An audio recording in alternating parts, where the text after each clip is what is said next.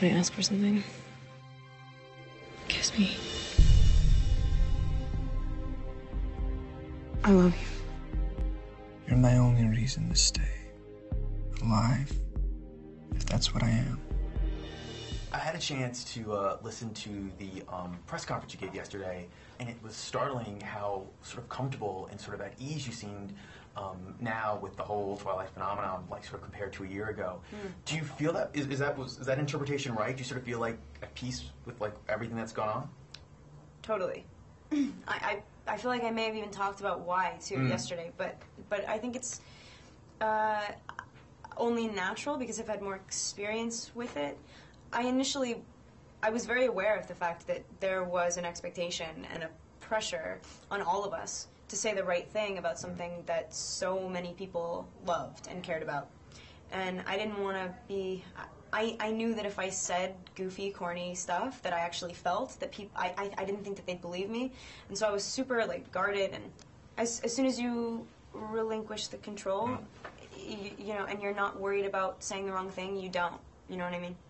It was funny, you also said about how Bella's journey in this book was like the hardest compared to the other two books because you weren't really, that you know who she is in Eclipse, you know who she is in the first one.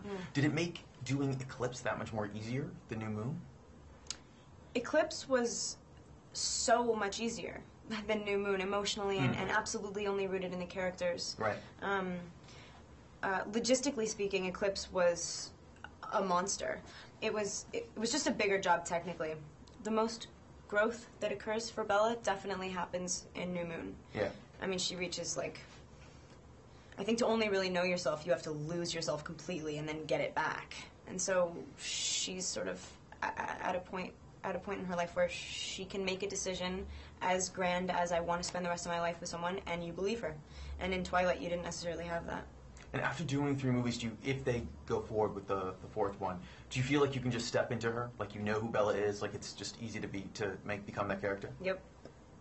Totally. I'm lucky to have my cast. I think that that's probably a helping hand in that. But I as soon as I walk on set, as varied as my part may have been in between the time, because I played 2 different parts in between the series, movies, whatever. It's always easy because people make it easy for me. And speaking of that, do you know, for your next project, whatever you're going to do, I don't know if it's actually been announced, I can't remember, do you feel like I want to just do a comedy again, or I want to do something that's like less intense? And right. I mean, do you think about that when you're thinking about your next role? No. I'm only able to work on a movie if I'm like compelled by something within me, and there's got to be a higher power at work. Or else I wouldn't be an actor. I'm not a performer. Like I don't want to be funny. I really like I take from my characters. I read a character, and if I'm like, ooh, wow, she's smart. Like it's like I want to use her life experience for my. It's a weird thing to do publicly, but it's what I do.